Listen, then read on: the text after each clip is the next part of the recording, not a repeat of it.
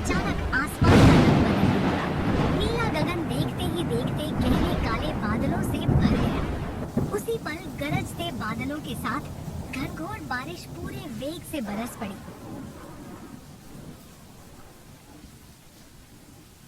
ठंडी ठंडी हवा चलने लगी, पेड़ पौधे झूम उठे।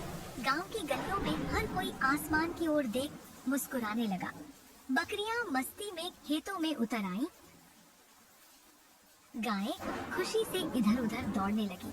उनकी आंखों में एक अजीब सी चमक थी, जैसे वो भी समझ रही हो कि ये बारिश सिर्फ पानी नहीं बल्कि उम्मीद की पहली बूंदें हैं। खेतों में पानी भर गया। सूखी दरारों वाली धरती अब भीगकर महकने लगी। चारों तरफ हरियाली की आहट सुनाई देने लगी। रामपुर, जो हरियाली और सादगी के लिए जाना जाता था, लेकिन इस बार कुछ अलग ही मंजर था। भीषण गर्मी ने गांव को अपनी चपेट में ले लिया था। सूरज सिर पर तना रहता, जैसे आग बरसा रहा हो। जमीन तपकर अंगारों सी लग रही थी। चारों ओर हाहाकार मचा हुआ था। तालाब सूख गए थे, कुएं रीते हो चुके थे और हैंडपंप से अब सिर्फ हवा निकलती थी। गांव के लोग पानी की तलाश में इधर उधर भटक रहे थे। औरतें खाली मट के लिए लंबी कतारों में खड़ी थी।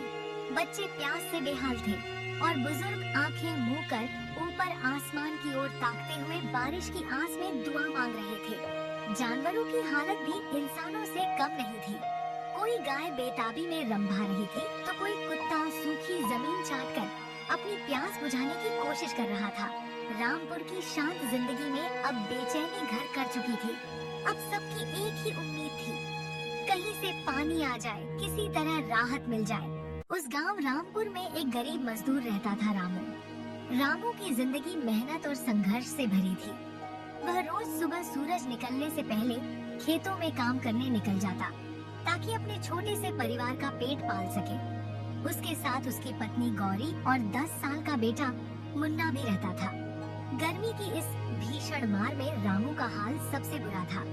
खेत सूख गए थे, काम मिलना बंद हो गया था, घर में खाने के लाले पड़ गए थे और ऊपर से पानी का संकट। जी आ गए आप। ये कैसी भयंकर गर्मी है। ऐसी सख्त और जलती हुई तपिश तो हमने कभी नहीं देखी थी। हाँ, भाग्यवान। सच में ये गर्मी तो जैसे जान ही छीन लेगी। चारों ओर हाहाकार मचा हुआ है, चीखें गूंज रही हैं, लोग प्यास के मारे पागल हो रहे हैं। धरती तो जैसे जलती आग की चिता बन गई है। हर तरफ त्राही त्राही मची हुई है, जैसे यह तपिश किसी को छोड़ने वाली नहीं। पिताजी, मुझे बहुत जोर की प्यास लगी है, पानी दे दो ना। माँ, पिताजी से कह दो ना कि पानी लेकर आए। जी देख रहे हैं ना, मुन्ना को कितनी जोर की प्यास लगी है। हम तो जैसे तैसे सह लेंगे, लेकिन ये छोटा सा बच्चा कैसे सह पाएगा। आप कुछ कीजिए, कहीं से भी पानी लेकर आइए, उसकी हालत देखिए। सीता, मैं क्या करूं? पूरा गांव उसी एक पीड़ा से जूझ रहा है। हर आंख प्यासी है, हर दिल टूटा हुआ। हाँ, एक जगह है गांव में जहां पानी मिल सकता है, और वो पानी हमारे लिए नहीं है। वो पानी एक जालिम के कब्जे में है, जो इंसानियत पर तरस खाने के बजाय पानी को बिकाऊ माल समझता है। वो प्यास बुझाता नहीं, उस पर सौदा करता है। गांव में पानी तो था, लेकिन वहाँ का पानी ठाकुर वीरेंद्र सिंह के कब्जे में था। कुआं, तालाब, यहाँ तक कि नहर तक पर उसी का हक चलता था। गांव के लोग प्यासे रहते, लेकिन ठाकुर सबको चुन चुन कर अपने हिसाब से पानी देता था। उसके आंगन में एक हैंडपंप था, वही एकमात्र जरिया था जहाँ से वो लोगों को इजाजत देकर पानी भरने देता। कोई उसका हुक्म माने, पैर छूकर सलाम करे तो एक बाल्टी पानी नसीब होता, लेकिन जो उसके जुल्मों के खिलाफ आवाज उठाए, उसे और उसके पूरे परिवार को तड़पते देखना पड़ता। गांव के लोग डर के साए में जीते थे, प्यास से भी और ठाकुर की जुल्मों से भी। पानी था पर इंसानियत नहीं। सुन लो सब लोग, ये पानी मेरे बाप दादा की विरासत है। अगर किसी ने बिना इजाजत इसके पास आने की भी कोशिश की तो सिर्फ हाथ नहीं, जुबान भी तोड़ दी जाएगी। उसी गांव की भीड़ में धूल और अफरा तफरी के बीच चंपा अपनी माँ का हाथ थामे प्यास से बेहाल होकर बार बार लोगों से पानी की गुहार लगा रही थी। अब पानी दो, बस थोड़ा सा पानी दे दो, रहम करो मालिक, दया करो, पानी दो। इंसानियत के नाम पर बस एक बूंद पानी दे दो। भीड़ में खड़ा एक आदमी चंपा की बेबस हालत देख न सका। उसके भीतर का इंसान कांप उठा। उसने अपने हाथ में पकड़ा पानी का मटका, चुपचाप आगे बढ़ाया और चंपा को थमा दिया। ये लो बेटा पानी, पहले खुद को संभालो और ये बूढ़ी अम्मा को भी पिला दो। चंपा ने कांपते हाथों से पानी लिया और उसकी मासूम आंखों में कृतज्ञता के आंसू भराए। उस आदमी ने बस एक हल्की मुस्कान दी, जैसे बिना शब्दों के ही उसका दर्द समझ गया हो। दूर खड़ा ठाकुर अपनी क्रोध से भरी आंखों से यह सब देख रहा था। उसके चेहरे की नसें तन गईं और माथे पर गहरी लकीरें उभर आईं। गुस्से से भरा हुआ वह भीड़ को चीरता हुआ तेजी से चंपा और उस आदमी की ओर बढ़ने लगा।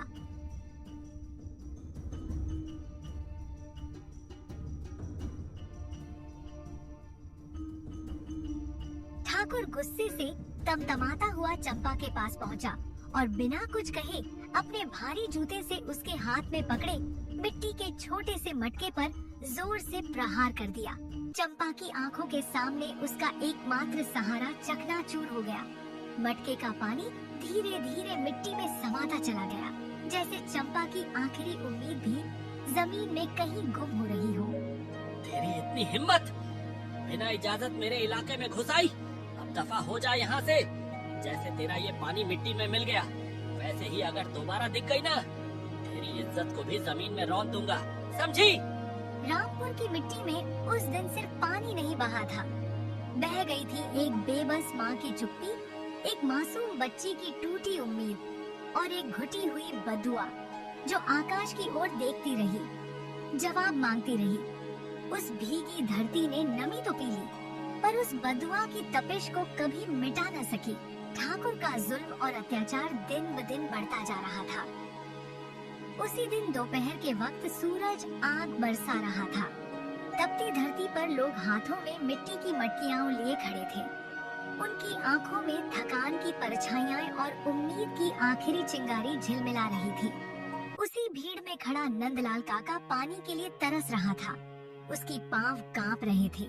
उसकी आंखों में पानी की आस और शरीर में कमजोरी का दर्द साफ दिख रहा था। तपती धूप और चिलचिलाती गर्मी ने उसकी शक्ति को पूरी तरह से खत्म कर दिया था। वह कुछ पल और खड़ा रहने की कोशिश करता है, लेकिन अचानक वह बेहोश होकर जमीन पर गिर पड़ता है। गांव वाले घबराए हुए सभी लोग एकत्र हो जाते हैं। अरे देखो देखो, क्या हुआ? नंदलाल काका गिर गए नीचे। दूर खड़ा रामू घबराए हुए कदमों से दौड़ता हुआ पास पहुंच जाता है।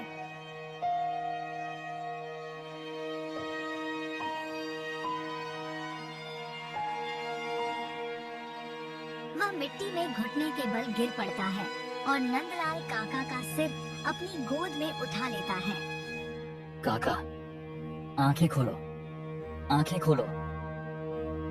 कोई पानी लाओ, कोई कुछ करो। काका, क्या हो गया आपको?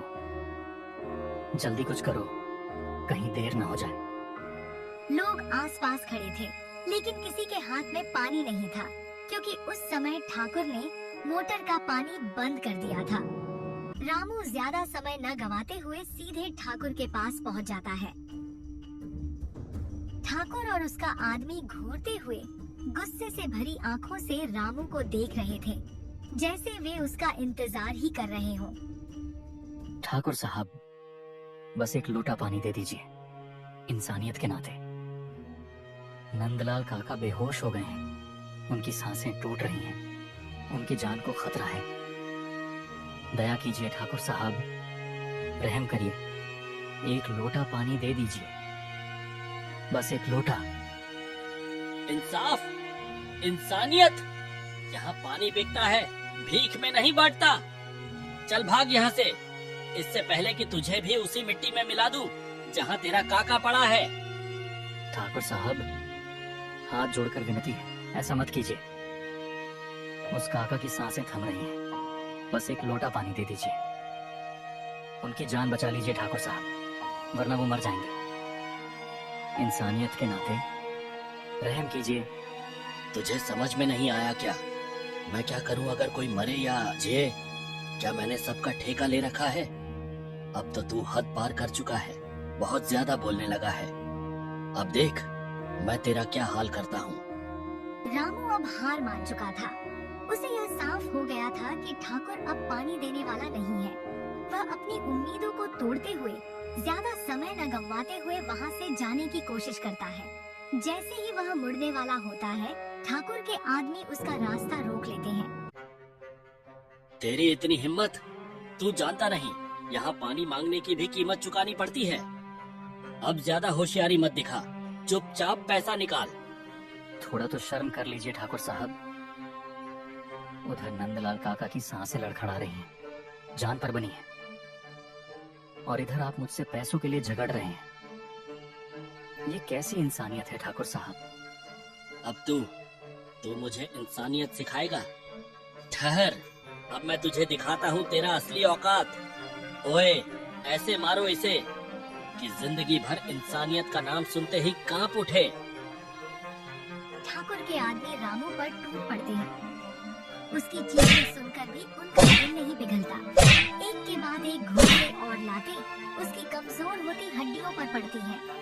रामू के होंठ फट जाते हैं और उसके हाथों से खून बहने लगता है। उसकी आंखों में गहरी पीड़ा और आक्रोश का मिश्रण था। खून से सने हाथों को उठाकर वह थक कर गुस्से से तमतमाया हुआ ठाकुर को देखता है।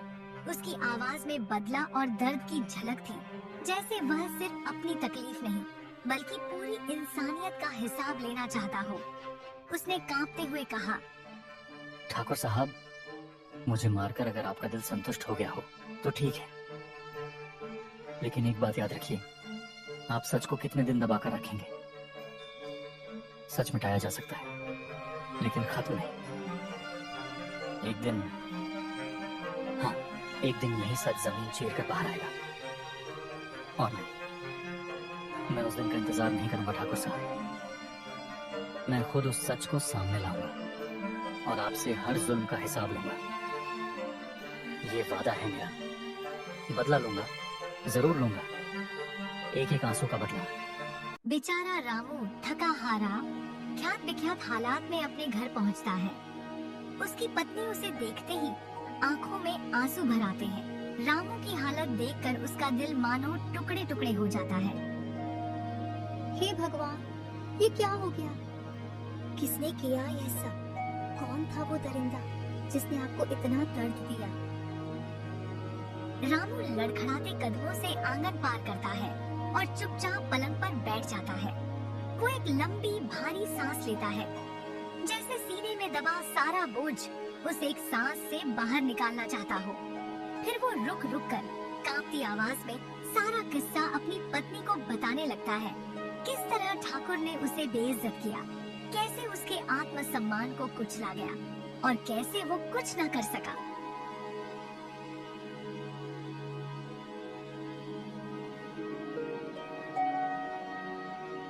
आप चिंता मत कीजिए जी। जिसने आपको इस हाल में पहुंचा दिया, जिसने आपकी इज्जत और आत्मा को कुचला है, उसे एक न एक दिन उसके कर्मों की सजा जरूर मिलेगी। ये धरती सब कुछ देखती है, आंसू भी और जुल्म भी। और जब धरती का सब्र टूटता है ना, तो पापियों की जड़ें हिल जाती हैं। आप देखिएगा जी, एक दिन वो दरिंदा गिड़गिड़ाएगा और इंसाफ उसके दरवाजे पर दस्तक देगा।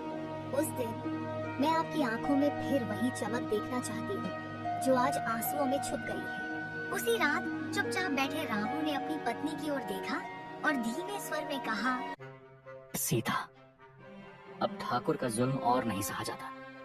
बरसों से जो सच मिट्टी के नीचे दबा पड़ा है, अब वो चुप नहीं रहेगा। ठाकुर के बाग की वो सूखी जमीन हर रात जैसे मुझे पुकारती है। वहां कुछ ऐसा छुपा है जो अगर सामने आ गया तो सारे नकाब उतर जाएंगे। अब वक्त आ गया है सीता, सच को जमीन से बाहर लाने का। वही जगह रामू, जहाँ तुम्हारे पापा को सबके सामने जिंदा जला दिया गया था, वो कोई मामूली हादसा नहीं था।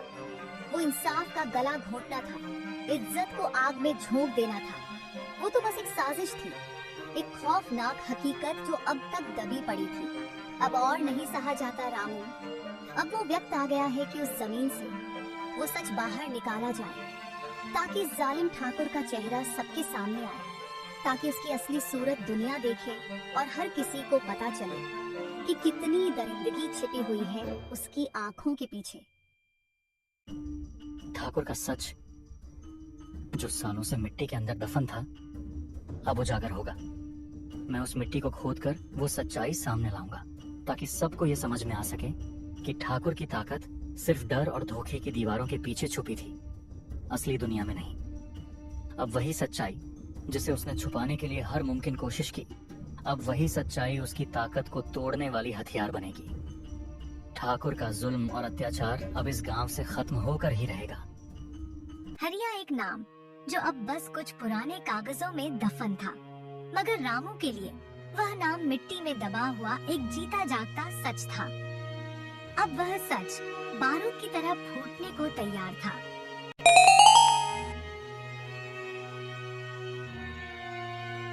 उस रात जब पूरा गांव गहरी नींद में डूबा था, एक सच आंखें खोल रहा था।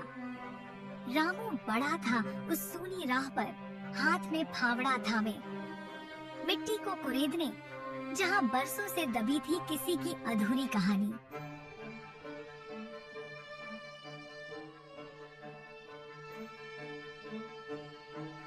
रामू चुपचाप अंधेरे में बाग के उस कोने तक पहुंचता है जहां सन्नाटा चीखता है, चारों ओर नजर डालता है, हर पेड़ हर पत्ता जैसे किसी भूतकाल का गवाह हो। फिर कांपते हाथों से फावड़ा उठाता है और जमीन खोदने लगता है, जैसे हर फावड़े की चोट के साथ वो न सिर्फ मिट्टी बल्कि सालों से दबी किसी सच्चाई को बाहर निकाल रहा हो। रामू ने अब भी कुछ ही फावड़े मिट्टी में मारे थे कि अचानक उसका फावड़ा किसी सख्त चीज से टकराया। एक तीखी आवाज आई, जैसे मिट्टी ने कोई पुराना राज खोलने की दस्तक दी हो। रामू ठिठक गया, उसकी सांसें थम सी गईं, हाथ कांपने लगे, पर निगाहें उसी जगह गड़ गईं, मानो वर्षों से दबी कोई हकीकत अब उभरने को बेचैन हो रही हो। मिट्टी को थोड़ा और खोदते ही उसे लकड़ी का एक पुराना संदूक दिखाई दिया। संदूक पर मिट्टी की मोटी परत जमी थी और उस पर समय की मार साफ झलक रही थी। रामू ने अभी एक और भावुक फावड़ा जमीन पर मारा ही था कि तभी अंधेरे को चीरती हुई टॉर्च की रोशनी रामू पर पड़ी। वो चौंका, फावड़ा हाथ से छूटते छूटते बचा। झाड़ियों के उस पार से 3-4 आदमी तेजी से निकले, सफेद कुर्तों में, आंखों में घमंड और चाल में गुस्से का तूफान। वो थे ठाकुर के आदमी। एक आदमी दहाड़ता है, पकड़ो इसे, ये बाग में क्या कर रहा है? वो अचानक पलटता है और बाग की दूसरी दिशा में दौड़ने लगता है, मगर ठाकुर के लोग भी तैयार थे। एक गुंडा लपक कर उसके रास्ते में आ जाता है। रामू उसे धक्का देता है, पर तभी पीछे से एक डंडा उसकी पीठ पर जोर से पड़ता है। वो लड़खड़ा जाता है, दूसरा वार उसके कंधे पर होता है और फिर तीसरा सिर के पास। रामू चीखता नहीं, बस एक गहरी सांस छोड़ता है और फिर धीरे धीरे मिट्टी पर ढेर हो जाता है। उसकी कमीज खून से भीगने लगती है। पंचायत के चबूतरे पर भीड़ थी, शोर नहीं, बस सरगोशियां थी। बीच में बैठा रामू जैसे कटघरे में कोई बेकसूर। उसकी कमीज पर खून के निशान थे और चेहरे पर रात की दरिंदगी की छाप। लोग उसे घूर घूर कर देख रहे थे, कोई शक की नजर से, कोई तरस की नजर से और कोई डर की नजर से। पास में ठाकुर खड़ा है, अकड़ा हुआ, मुस्कान में विष घुला हुआ। ये आदमी चोर है, मेरे बाग में चुपचाप घुसकर मोटर चुरा रहा था। मैं चोर नहीं, मैं तो बस सच की तलाश में था, उसी जगह पर जहां मेरे पिता हरिया को झूठी चोरी के इल्जाम में जिंदा जला दिया गया था, और ये सब ठाकुर ने किया था। क्या सबूत है तेरे पास? बड़ी बड़ी बातें तो सब करते हैं, लेकिन बता, तेरे पास क्या सबूत है? हवा में तीर चलाने से सच साबित नहीं होता। नहीं ठाकुर साहब, रामू ऐसा कभी नहीं कर सकता। वह एक ईमानदार और सीधा साधा आदमी है। ठाकुर साहब, आप गलत समझ रहे हैं। रामू ऐसा काम कर ही नहीं सकता। वह अपनी ईमानदारी के लिए पूरे गांव में जाना जाता है। तुम लोगों की शह पर ही इसने इतनी हिम्मत दिखाई है। सबने इसे सर चढ़ा रखा था। नहीं, अब इसे इसकी गलती की सजा जरूर मिलेगी। रामू आंसुओं से भीगी आंखों और कांपते हाथों के साथ पंचायत के सामने खड़ा था। पंचायत के सदस्य चुपचाप खड़े थे। उनकी आंखें नीचे झुकी हुई थी, जैसे किसी के पास रामू के लिए कोई शब्द न हो। पूरी पंचायत में गहरी खामोशी छाई हुई थी। रामू के शब्द हवा में गूंजते हैं, लेकिन कोई भी उत्तर नहीं आता। सारे सर झुके हुए थे। किसी के पास जवाब नहीं था, सिर्फ मौन था। हे भगवान, अब तो बस तू ही बचा है। सबने मुंह मोड़ लिया, किसी ने मेरी बात नहीं सुनी। अगर तू सच में है तो आज इस बेगुनाह की पुकार जरूर सुन। दिखा दे अपनी ताकत, साबित कर दे कि सच को चाहे जितना दबा दो, वो एक दिन जरूर सामने आता है। अचानक आसमान का रंग बदलने लगा। नीला गगन देखते ही देखते गहरे काले बादलों से भर गया। उसी पल गरजते बादलों के साथ घनघोर बारिश पूरे वेग से बरस पड़ी। ठंडी ठंडी हवा चलने लगी। पेड़ पौधे झूम उठे। गांव की गलियों में हर कोई आसमान की ओर देख मुस्कुराने लगा। बकरियां मस्ती में खेतों में उतर आईं। गायें खुशी से इधर उधर दौड़ने लगी। उनकी आंखों में एक अजीब सी चमक थी, जैसे वो भी समझ रही हो कि ये बारिश सिर्फ पानी नहीं, बल्कि उम्मीद की पहली बूंदें हैं। खेतों में पानी भर गया। सूखी दरारों वाली धरती अब भीगकर महकने लगी। चारों तरफ हरियाली की आहट सुनाई देने लगी। सभी लोग आकाश की ओर टकटकी लगाए देख रहे थे और ऊपर से झमाझम बारिश बरस रही थी। उसी बारिश के बीच दूर कहीं से एक पुराना संदूक पानी में बहता हुआ आया और धीरे धीरे पंचायत के बीचों बीच आकर ठहर गया, जैसे सच्चाई खुद गवाही बनकर अपनी चुप्पी तोड़ने आई हो। संदूक को सामने देख ठाकुर का चेहरा पल भर में रंगहीन हो जाता है। उसकी आंखों में घबराहट और बेचैनी की लकीरें साफ नजर आती हैं। ठाकुर को ऐसा लग रहा था जैसे उसकी सारी सच्चाई अब सामने आ जाएगी। अरे ये संदूक तो मेरा है। ये यहाँ कैसे आ गई? सुनो, इस संदूक को मेरे पास लाओ। हाँ, जल्दी लाओ। रुक जाओ ठाकुर, और कितना झूठ छुपाओगे? कब तक सच को दफन करके रखोगे? पर अब डर नहीं, सिर्फ सच्चाई बोलने की आग है। ये संदूक मेरे पिताजी का है, हरिया का। बोलो ठाकुर, ये कब से तुम्हारा हो गया? मुखिया जी, ये वही संदूक है जो मेरे पिताजी हमेशा संभाल कर रखते थे। इसमें जरूर कोई ना कोई सबूत होगा, कोई ऐसी चीज जो उनकी मौत का सच बाहर लाएगी। मुझे पूरा यकीन है पिताजी कुछ ना कुछ छोड़ गए हैं, सच जो आज खुद को जिंदा करने को तड़प रहा है। क्यों ठाकुर, ये संदूक तुम्हारा है, ऐसा तो तुम जोर से कह रहे थे, लेकिन अब मुझे शक होने लगा है। कहीं सच में हरिया की मौत का कोई रिश्ता तुमसे तो नहीं? रामू, एक काम करो, इस संदूक को खोलो, देखो इसके अंदर क्या है। अगर सच दबा है तो अब बाहर आना चाहिए। रामू धीरे धीरे संदूक की ओर बढ़ता है। पूरे गांव की नजरें उस पर टिकी थी। उसकी उंगलियां कांप रही थी, सांसें तेज हो चुकी थी। वो झुककर धीरे से ताले को खोलता है और जैसे ही संदूक की ढक्कन खुलती है, एक पुराना मुड़ा तोड़ा कागज सामने दिखाई देता है। सारे गांव में सन्नाटा छा जाता है। रामू धीरे से कागज उठाता है। उसकी उंगलियां कांप रही थी, जैसे वो किसी याद को छू रहा हो। जैसे ही उसकी नजर उस कागज पर पड़ती है, उसकी आंखें भर आती हैं, होंठ कांपने लगते हैं और फिर वो फूट फूट कर रो पड़ता है। क्या लिखा है उस कागज में रामू? बोलो, पढ़ो सबके सामने। अब ये गांव सच जानना चाहता है। ये कागज सिर्फ एक दस्तावेज नहीं था, बल्कि वह सच था जिसे छुपाया गया था और अब वह सच सामने आने वाला था।